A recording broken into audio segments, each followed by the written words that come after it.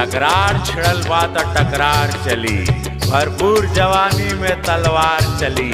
ए महफिल में मजा हम तरीका से लेब, यहाँ बस मर्जी हमार चली। शीशा से कबहू ये पत्थर न टूटी, दम होई जेकरा में मजा लूटी, दम होई जेकरा में मजा लूटी। हाय दिल के कोठरी में, हो दिल के कोठरी में जा तू हमरा घुस, ए राजा मन खुश हो जाए। हो पीला पीला जवनिया के जूस, ए राजा मन खुश